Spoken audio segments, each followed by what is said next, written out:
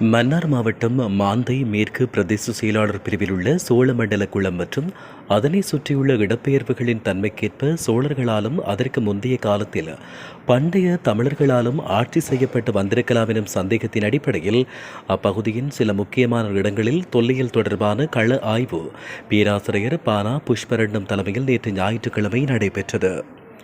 மன்னார் மாவட்ட செயலாளர் கனகேஸ்வரன் அவர்களின் ஒழுங்கமைப்பிலும் மன்னார் மாவட்ட உதவி அரசாங்க அதிபர் மா ஸ்ரீகந்தகுமார் அவர்களின் தலைமையிலும் மன்னார் சட்டத்தரணி செல்வராஜா டினேஷன் அவர்களின் வழிநடத்தலிலும் தினம் காலை 10 மணியளவில் ஆரம்பிக்கப்பட்டது.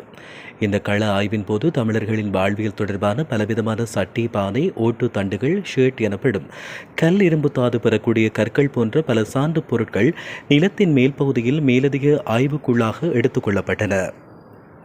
இந்த தொல்லியல் கள ஆய்வில் முன்னாள் தொல்லியல் துறை விரிவுரையாளர் கந்தசாமி கிரிகரன், மன்னார் ஊடகவியலாளர் ஜெகன் மற்றும் இலுப்புக்கடவை கிராமத்தைச் சார்ந்த பலரும் கலந்து கொண்டனர்.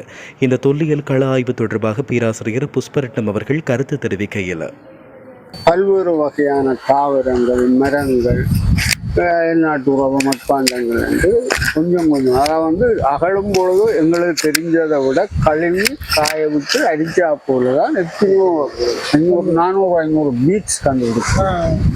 மோதிரம் 2300 வருஷத்துக்கு முற்பட்ட இப்ப இன்னொரு மோதிரம் கிடைக்குது.